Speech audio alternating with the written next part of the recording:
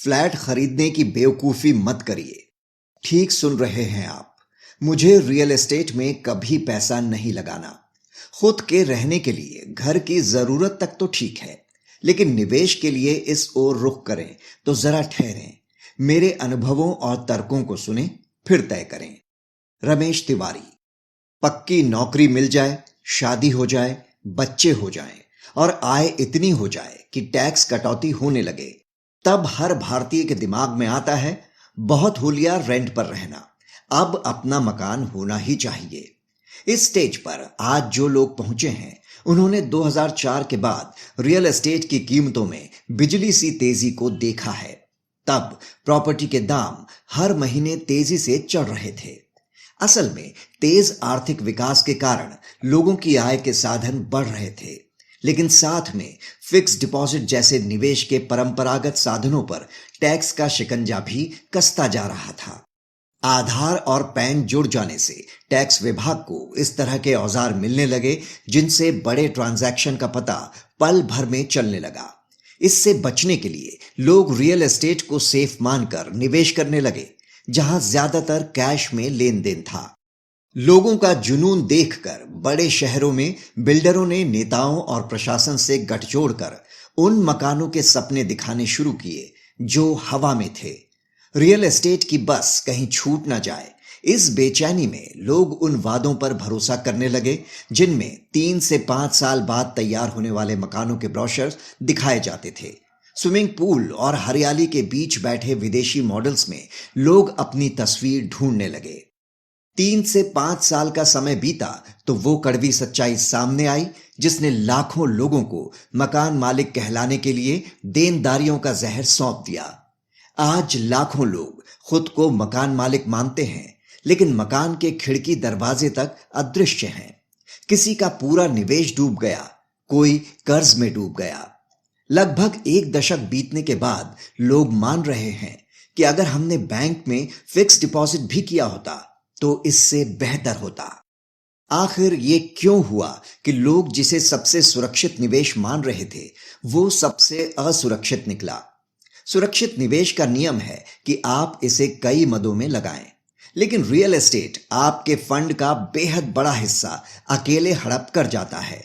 लोग इसके लिए प्रोविडेंट फंड जैसी भविष्य को सुरक्षित करने वाली चीजों से खुद को महरूम कर लेते हैं। इंश्योरेंस और पेंशन की जरूरतों को सिरे से नजरअंदाज कर दिया जाता है। प्रोविडेंट फंड, इंश्योरेंस और पेंशन से खुद को दूर रखना अपने लिए आपदा सुनिश्चित करने जैसा है। रियल एस्टेट में आपके निवेश का बड़ा हिस्सा कई रिस्क फैक्टर से गुजरता है।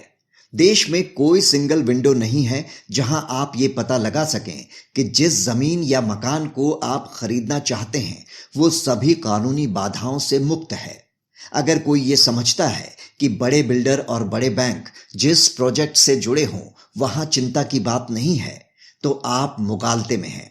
अगर ठगे गए तो रेरा जैसे कानून अब भी शुरुआती स्टेज में हैं, जिनका प्रभाव देखा जाना बाकी है।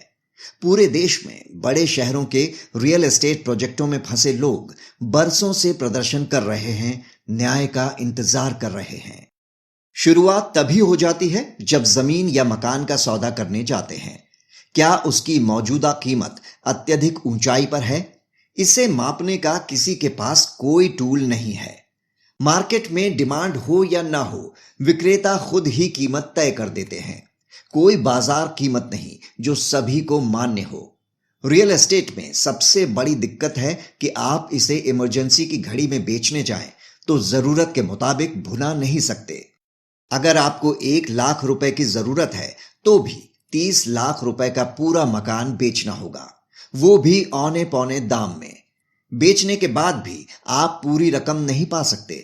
कैपिटल गेन्स टैक्स मुंह बाय खड़े होते हैं, जिनसे बचने के लिए आपको या तो दूसरा मकान लेना होगा या फिर बॉन्ड में पैसा लगाना होगा, जहां फिर रकम लॉक हो जाएगी। रियल एस्टेट में निवेश के खिलाफ मैं कितने भी तर्क दूं, सारे तब फीके पड़ जाते हैं जब कोई इसे गौरव का विषय बना ले। असल में अपना मकान या जमीन एक इमोशन है जिसके दायरे में 1 BHK भी महल लगने लगता है। लोग इसे अपनी उपलब्धि का पैमाना बना लेते हैं। हर कोई इसे अगली पीढ़ी के लिए अपनी जिम्मेदारी के तौर पर छोड़ जाना चाहता है। हम ये भूल जाते हैं कि फैमिली न्यूक्लियर हो रही है। एक या दो बच्चे होते हैं जिनका करियर कहां बनेगा, वे कहां बसना चाहेंगे, ये आज तय नहीं किया जा सकता। आगे चलकर घर भूत महल बन जाते हैं। अर्जित प्रॉपर्टी को पीढ़ी दर पीढ़ी ट्रांसफर करने की कोई कागजी कार्यवाही नहीं होती, जो अच्छा भी है और बुरा भी। मकान मालिक गुजर गया तो उसकी संतान स्वाभाविक रूप से मालिक बन जाती है, लेकिन यह तय करना मुश्किल हो जाता है कि किस संतान को क्या मिलेगा, जो देश में हजारों मुकदमों को जन्म देती है। देश की बड़ी आबादी आज भी रेंट पर रहती है, लेकिन लोग इसे पहली पसंद के तौर पर स्वीकार नहीं करते। एक परंपरागत छवि है कि मकान मालिक वाकई मालिक है और किराएदार मानो गुलाम है, लेकिन तस्वीर अब बदल रही है। आज देश में बिल्डरों के 6 लाख से ज्यादा मकान बिकने की स्थिति में नहीं है। रेंटल कल्चर को बढ़ावा देने के लिए बिल्डर इसके नियमों को आसान बनाने की मांग कर रहे हैं। बड़े शहरों के नजदीक नए बसे उपनगरों में किराएदार आज किंग है। किराएदार से बदसलूकी तो दूर की बात है, आज मकान मालिक को सपने में भी एक अच्छे किराएदार की तलाश होती है। अपार्टमेंट कल्चर में मकान मालिक साथ भी नहीं रहता।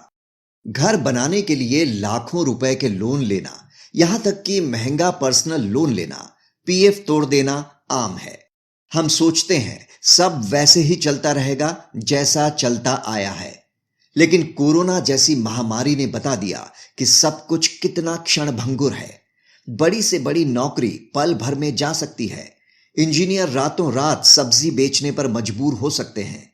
इस अनिश्चितता में आपका घर सफेद हाथी भी बन सकता है। नए रोजगार के अवसरों को आपको सिर्फ एक शहर में सिमटा कर रखना होगा। मकान मालिक कहलाने की जिद में आप अपनी प्रतिभा का दम घोंटकर जहां है जैसा है उसे चलने दो, ये सोचने लगते हैं। ठीक ही कहा गया है, सबसे खतरनाक होता है सपनों का मर जाना।